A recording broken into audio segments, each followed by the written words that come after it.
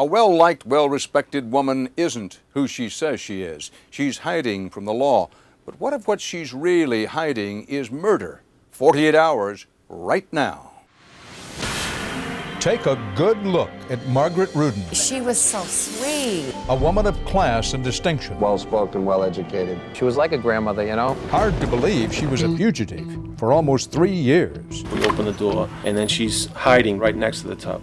She's charged with brutally murdering her millionaire husband. Is Margaret capable of sliding up behind Ron while he's sleeping in bed and shooting him? No doubt in my mind. Police say money was the motive. 60% of Ron's millions of dollars would have gone to her. And there was suspicious behavior. What kind of a wife, when her husband is missing, remodels her entire master bedroom and turns it into an office? But in Vegas, things aren't always as they appear. Harold Dow investigates. Let me ask you point blank, did you kill your husband? Absolutely not. A 48 hours mystery. You're telling us that you've been framed?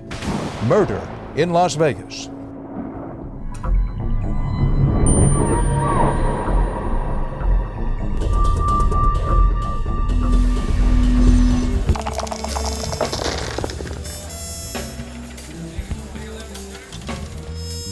Accused of a horrific crime, murdering your husband. Almost no one believes that you're innocent. You see no way out. Out of fear and panic, you disappear. It was a gruesome crime that appeared to defy the odds. The accused, a mild-mannered grandmother, certainly not the sort of person you would expect to find running from the law. Prosecutors say she ran because she had something terrible to hide. But the unlikely suspect in this case has a far different story to tell about why she chose to vanish. Harold Dow investigates a case of murder in Las Vegas and the pursuit of a woman who to many seemed above suspicion.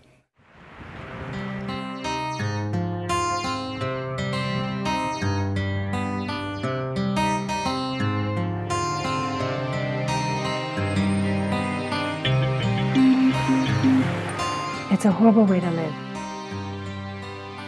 Were you worried, looking over your shoulders? Always. Every minute of every day. In Revere, Massachusetts, a quiet blue-collar town just outside of Boston, 54-year-old Lee Brown was keeping a dark secret. I am not in the habit of talking to people about my life. She would just come in, she'd say hello. To those that knew her, Lee was a sweet, quiet woman. And my shop is right there. Print shop owner Vince Laporta was Lee's neighbor. She'd probably come in like 2 or 3 times a week and make copies. She was very pleasant. She was basically like a grandmother, you know? Very soft-spoken, very, very nice.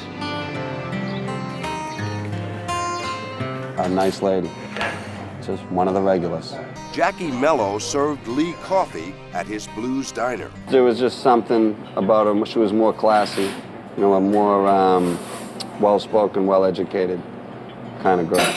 No one ever knew Lee Brown was really Margaret Rudin, a woman suspected of murder in Nevada. It's just unbelievable, you know? I don't believe she was capable at all of doing something like this. Massachusetts State Trooper Mark Lynch got a tip from Nevada authorities that Margaret Rudin was living in Revere. It was that beige one over there. Lynch tracked Margaret down to this apartment, and with one of his officers disguised as a pizza delivery man, A Domino's shirt, baseball cap, and a Domino's pizza box. he gained entry and made the arrest. We open the door, and then she's hiding basically either in the tub or right next to the tub. The statement was made, "Margaret, do you know why we're here?" And she says, "Yeah, this is about Las Vegas, isn't it?" Las Vegas. The Strip. The shows. A high-stakes gambling mecca, but to Margaret Rudin, Las Vegas meant murder. She's brought back to Las Vegas to stand trial for the 1994 murder of her husband, Ron Rudin. Let me ask you point blank, did you kill your husband? Absolutely not.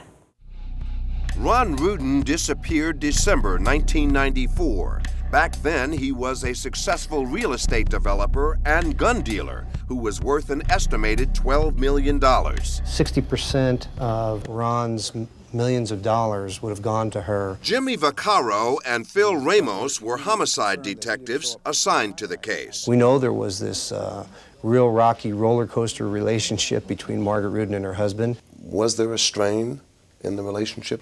Many.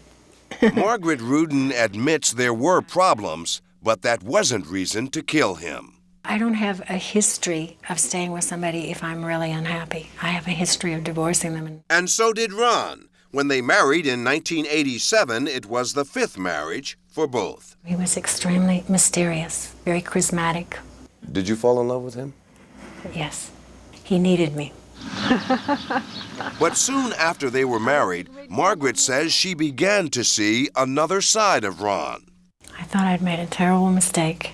You know, by then I knew that he was drinking a lot. And he was having an affair. Did that upset you, that he was having extramarital affairs? Did it make you angry? No, you know why? It's because 99% of the men that I've ever had in my life had affairs. I believe that about 90% of the men do.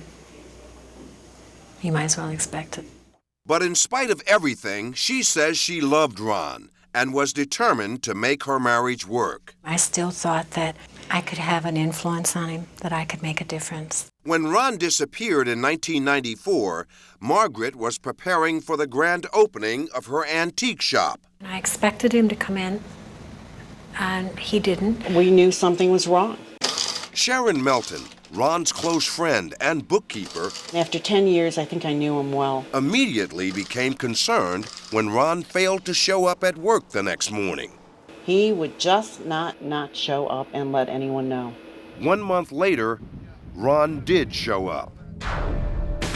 Charred remains of a body had been discovered in the desert 40 miles outside of Las Vegas. So this is where Ron Rudin stopped, right here. Not a very fitting end for anyone. They told me that Ron's remains had been found. I think I was numb more than anything else. Amongst the remains was the framework of an antique trunk. And about 35 feet that way towards the river was where the head rolled to. The human skull. It was right in that area right there. Bullet holes in the skull. The medical examiner felt there was a possibility of decapitation having occurred post-mortem. Is Margaret Rudin capable of murder? Is she capable of murder? Without a doubt. It's unjust. It's not fair. If she is innocent, why then did this pleasant, soft-spoken grandmother go on the run for almost 3 years? When you're helpless and you're totally alone, you do tend to maybe panic. That's next.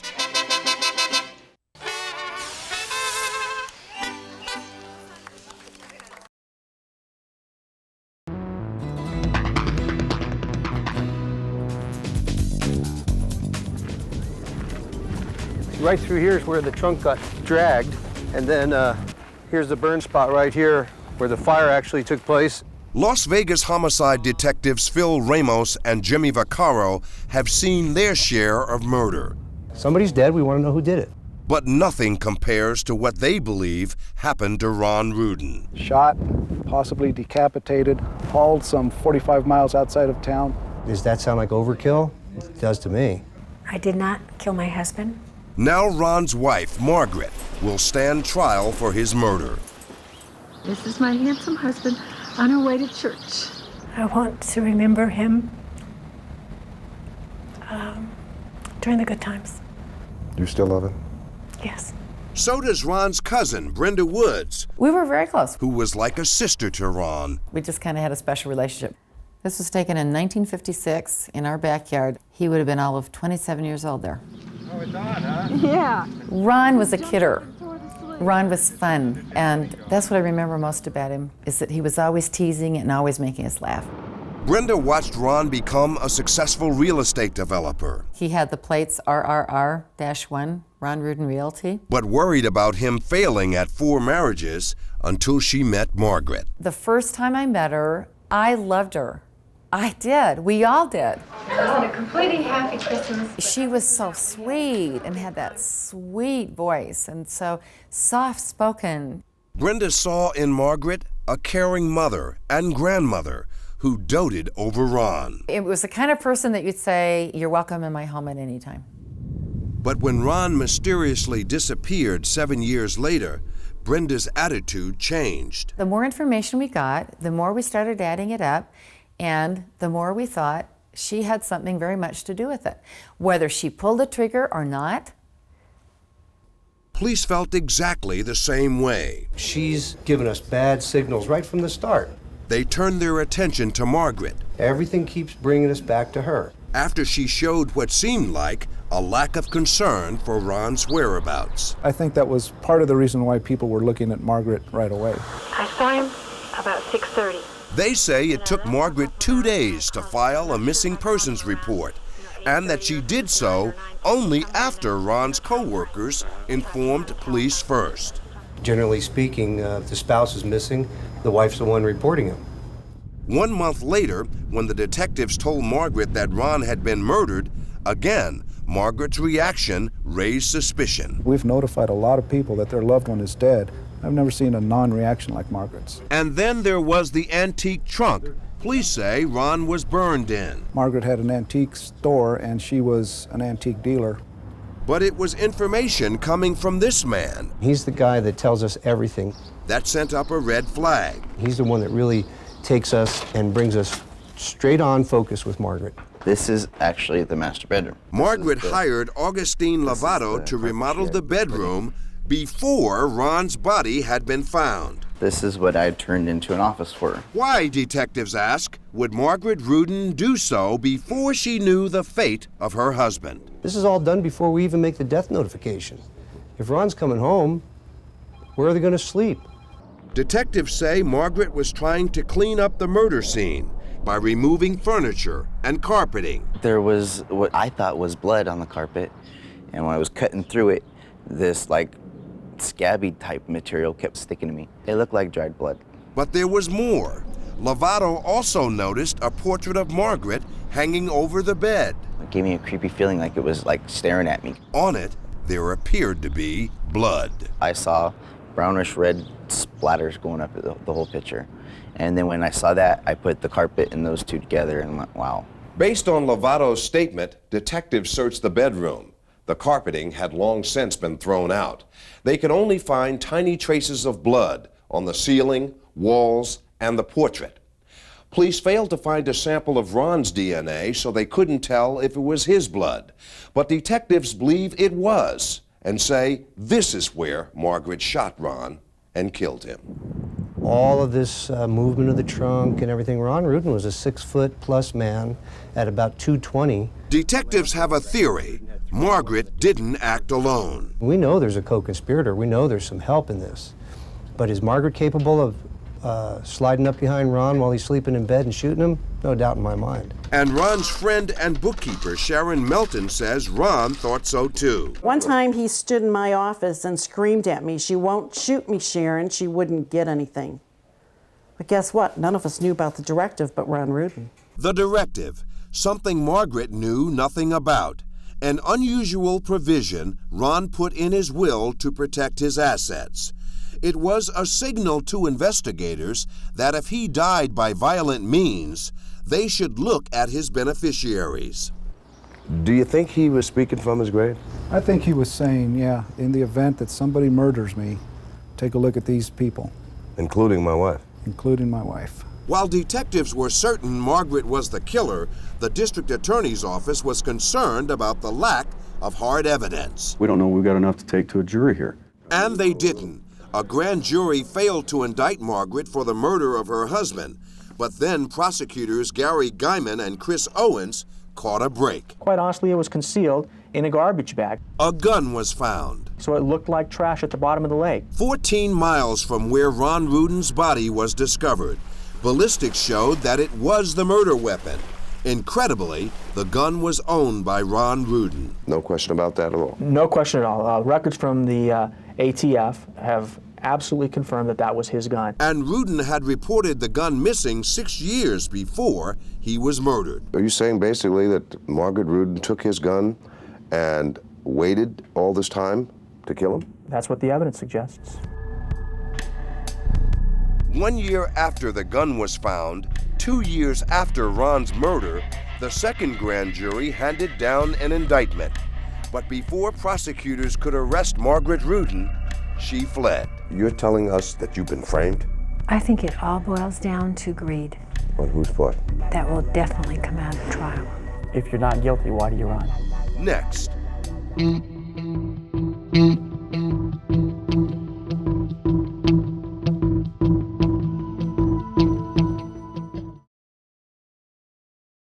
I have so many memories of this place. When I was a kid, my mom spent a lot of her time here. We laughed a lot. I know it's her all-time favorite place is here by the water. 34-year-old Christina Mason remembers the good times growing up with her mother, Margaret, in Zion, Illinois. She's just a wonderful person, and I'm proud to say that she's my mother. Christina says her mother has been accused of a crime she did not commit. I miss my mom very much, and we just want her to come home. I'm sorry. I'm sorry. How does your family feel about you being in jail? I don't think anyone could ever know how hard it is for her.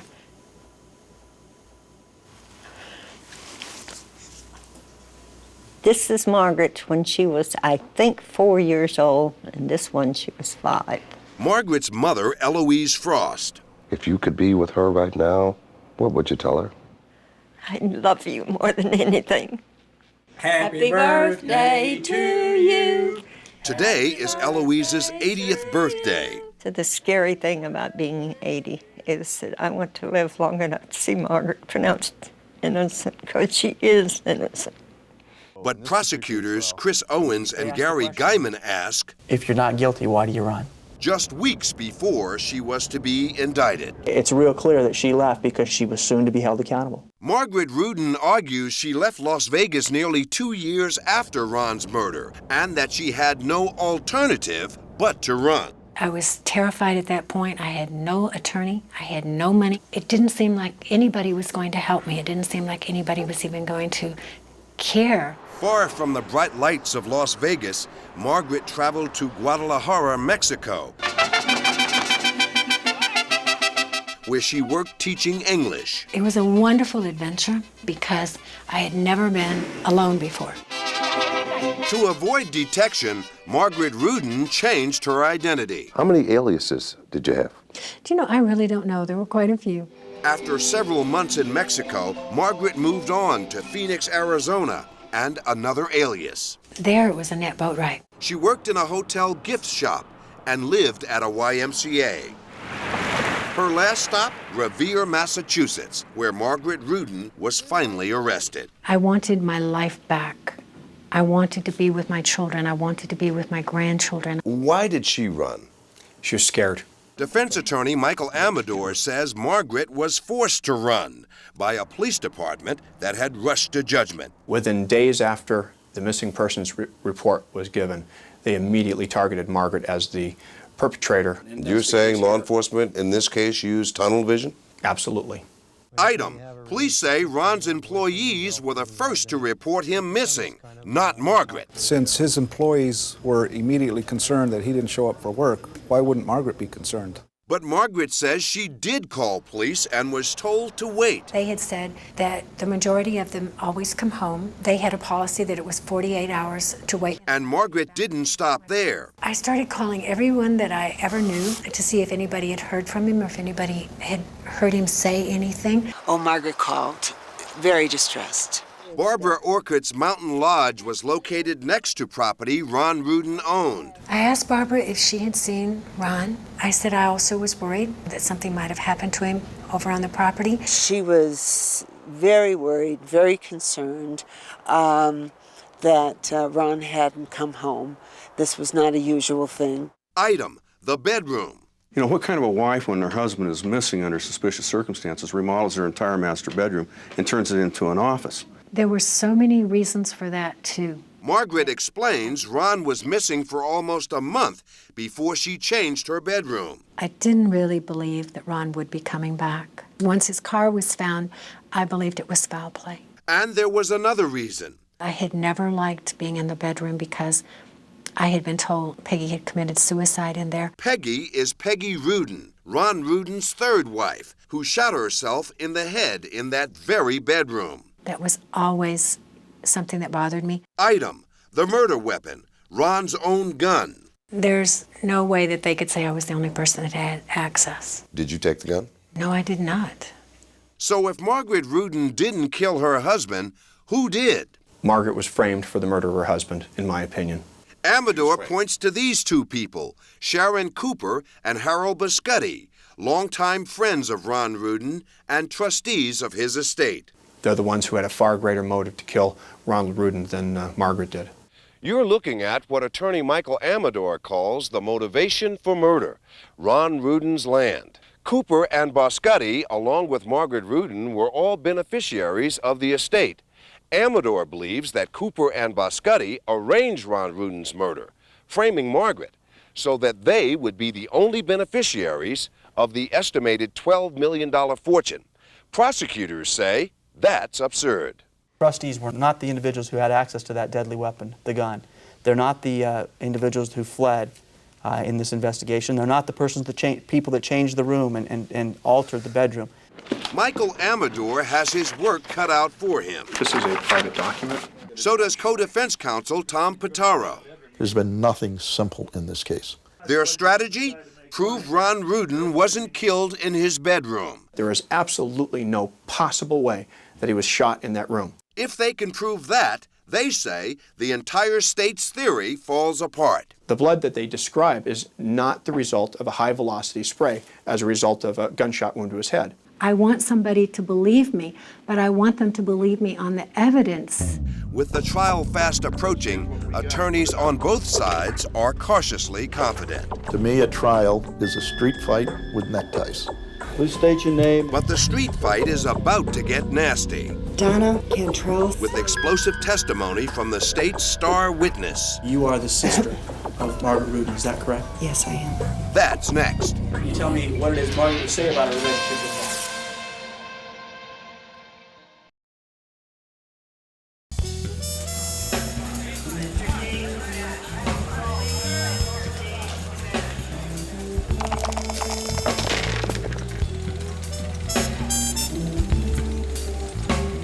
It took several years for authorities to even find Margaret Rudin to try to bring the 58-year-old grandmother to justice for the murder of her millionaire husband. Prosecutors say her motives were timeless, jealousy and greed. But she contends she was framed by others who stood to profit from her husband Ron's death. And she says the reason she fled Las Vegas was out of panic, feeling helpless with no one in her corner. 6 years after the murder, Margaret Rudin would stand trial, facing potentially damaging testimony from a bombshell witness, and with her own defense team about to roll the dice. Here again is Harold Dow.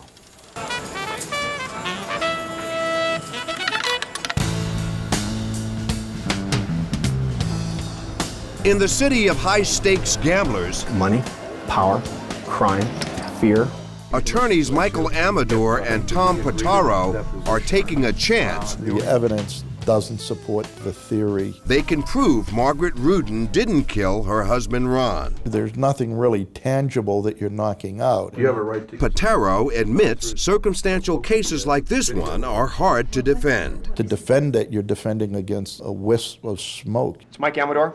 Okay, go ahead. But lead defense attorney Michael Amador appears ready. Once they get our expert, we're going to kick their ass. And confident. The entire state's case is nothing but a house of cards, waiting for just the slightest breeze to knock it down. Mike's had some really grandiose statements. I mean, he's been sure, that he has what he has. Prosecutor Gary Guyman. The state has the burden of proof, and we've got to shoulder that. Are my shoulders broad enough? We'll find out. All rise, District Court Department 6 down session. The Honorable Trustee Bonaventure presiding. Be seated, please.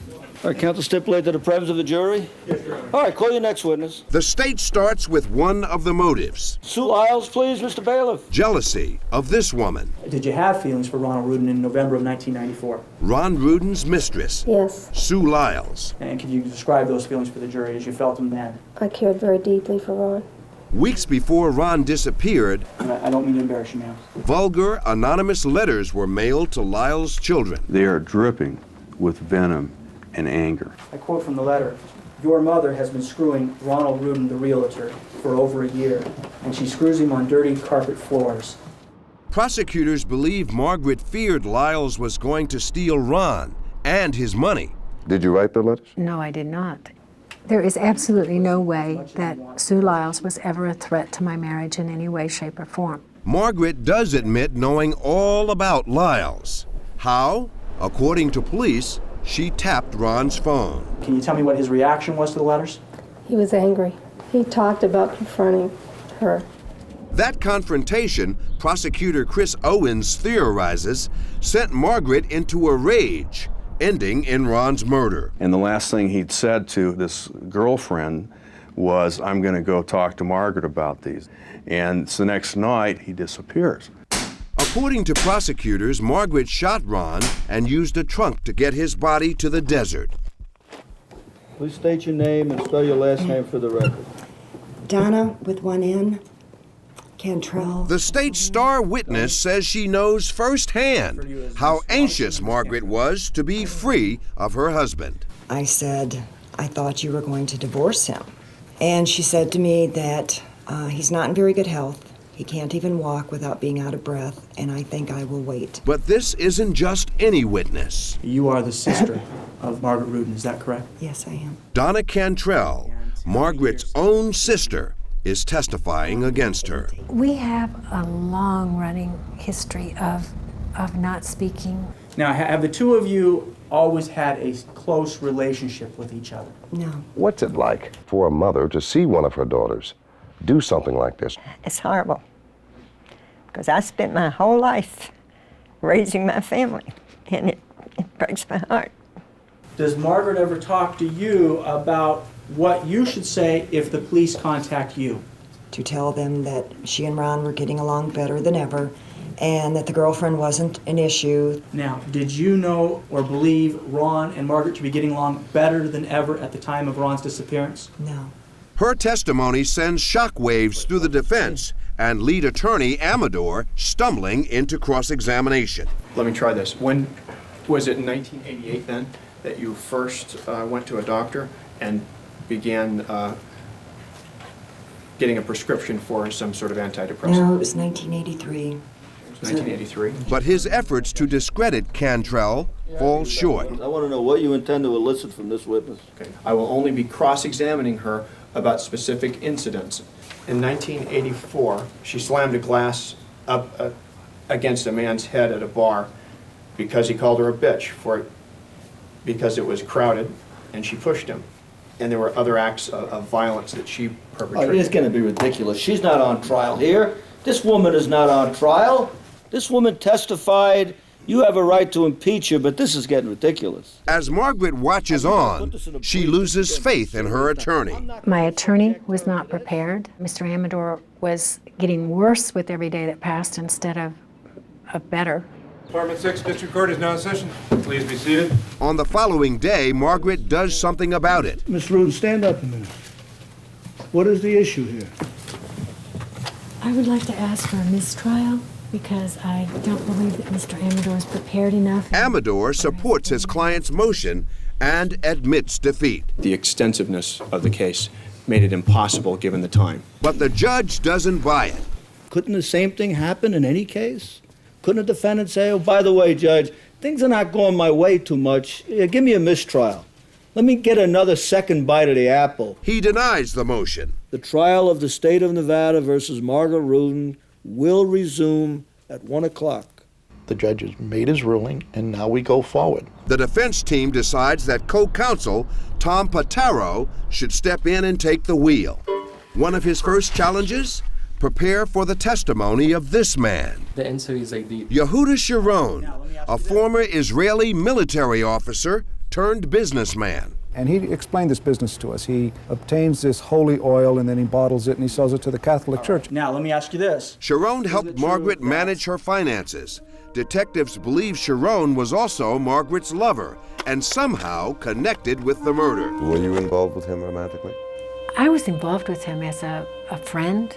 I have a lot of male friends. That doesn't mean there's anything romantically involved. Sharon was given full immunity.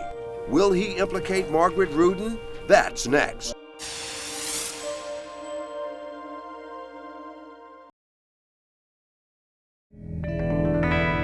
She could not have done it. It would be physically impossible for her to have done any of the things that are attributable to her by the state. Tom Potaro is convinced 58-year-old Margaret Rudin isn't capable of committing the gruesome murder of her husband, Ron. We've never believed that she did it by herself. We've always alleged that someone else had to have assisted her. Prosecutors say that someone else is Yehuda Sharon, a 47-year-old former Israeli intelligence officer. This was not a one-person job to remove the body of a man that large and take him out to a remote spot in the desert. Yehuda Sharon, who is he? He was a friend. Margaret says she turned to Sharon to help her straighten out Ron's finances after he disappeared. We had an agreement that he would do a lot of the paperwork for me that I did not know how to do. But detectives Ramos and Vaccaro insist Sharon was more than a friend. The huge amount of phone calls that were occurring between Yehuda and Margaret. I mean, she called him, I don't know how many times. And now we're starting to think, uh-oh, now we have a boyfriend involved. And so did that make us start thinking that we need to go investigate him? You bet. Despite their suspicion, they were never able to prove Sharon was involved. They looked at Yehuda Sharon and thought, he knows something, but he's not telling us. Why not? Well, maybe he's afraid that he's going to get prosecuted. So the district attorney's office granted Sharon full immunity, hoping he would implicate Margaret, but he didn't. All right, call your next witness. Yehuda Sharon. Now prosecutors are trying again on the stand. On Monday night, you rented the van. Yes. Sharon rented a van the day after Ron Rudin disappeared. Prosecutors believe he used it to dispose of the body. Isn't it true that you went to Nelson's Landing with that van in 1994? Nope. You are sure of that? I'm very sure. Once again, Sharon gives the state nothing, and the defense jumps at the chance to make that clear to the jury. Did you kill Ron Rudin? No, I did not. Did you help kill Ron Rudin? No, I did not. He was the only person that could have said, I killed Ron Rudin, and could have walked out the door. But even with immunity, he said no. The defense begins to build momentum, Wherever you start measuring, from there down, raising doubt as to where Rudin was killed. They say that he was shot in his bedroom while he was asleep. Well, we say the objective evidence doesn't support that in any way, shape, manner, or form. And while handyman Augustine Lovato says he saw blood in the bedroom a month after Ron Rudin disappeared, and one of the things you thought was very important was to look down at the floor. This police detective searched the house just days after Ron disappeared and saw nothing. You were down there on the carpet, weren't you? Similar to that position, yes. Did you see any big stains down there that struck you as being unusual? No. After Rudin's body was found, the room was searched again, this time by forensic specialist Mike Perkins, and this time a small amount of blood spatter was found. The size of these is consistent with a gunshot wound. But Potaro argues the blood found in the bedroom doesn't make a crime scene. You going to make a right? To prove it, he brings the bedroom to the jury. We literally rebuilt the bedroom so that the jury could see specifically what we're talking about. The whole body would have to go this way to get the head now facing the back to the east. Is that correct? Yes. Potaro also brings in his own expert, who says the small amount of blood makes it difficult to prove anything at all. What you're telling us then is that when we put all these stains that are there in total, that we come up with how much volume? I think it's less than a drop. Less than a drop total. Yes. The amount of blood was found was very minute. No. It would not be consistent with someone that would have been shot in the bed. That would have been a great deal of blood. Nobody ever said that that's all the blood that there was. We just said when the police got there 30 days later after she did a remodel top to bottom, that's what was left. Michael Amador says from the very beginning, investigators had the wrong person. Were you ever questioned by Detectives Vaccaro and Ramos about your whereabouts on December 18th of 1994? I don't recall. Who should they have been following? I mean, think about it. Follow the money. Where does the money lead? Sharon Cooper and Harold Boscuti. Sharon Cooper and Harold Boscuti, trustees and beneficiaries of Ron's estate, the people Margaret says took control of Ron's fortune. Within a week of Ron's disappearance, the trustees had already started putting every asset that he had in their name. After the trust was dispersed, all the monies were dispersed. How much did you get? $1.25 million, $1.5 million. The death of Ron Rudin made some people millionaires. One of them was not Margaret Rudin, his wife.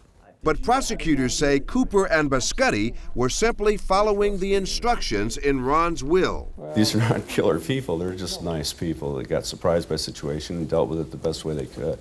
After almost 100 witnesses, 8 weeks of testimony, and more than 500,000 taxpayers' dollars, Margaret Rudin is a good and decent woman. the trial goes to the jury.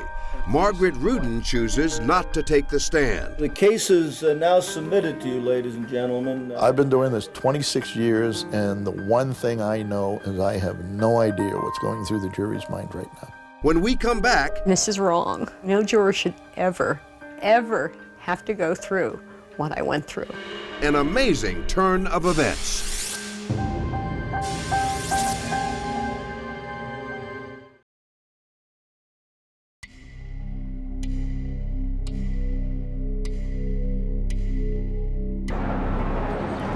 It's still too early to guess what the jury might be thinking at this point. Almost 9 weeks after her trial began, Have you talked to Margaret? Margaret Rudin must now wait for the jury to decide her fate. I did not kill my husband, and I have total confidence that's what the jury will return. As days pass, it's clear the jury is struggling to reach a verdict. Well, once again, we're hearing about problems in the jury room. But finally, after 5 long days, They got a verdict and they're going to announce it at 12. Ms. Rudin, will you stand up, please? the wait is over. Have you arrived at a verdict? Yes, sir, we have. Almost 7 years after Ron Rudin was brutally murdered, We find the defendant guilty. his wife Margaret is guilty of murder. I was numb. I was totally numb. And as she has been throughout the trial, Margaret remains stoic. What were you thinking? That I'm dreaming. This isn't real. It can't be real. Through it all, you never showed any emotion? How could you do that? You know, I don't think it's a choice. I don't think you deliberately say, I'm not going to show any emotion to the camera. But you were hurt. Definitely, yeah. It was complete shock and disbelief, disappointment. I mean, it broke my heart. Ladies and gentlemen of the jury, is those your verdicts as read? So say you one, so say you all?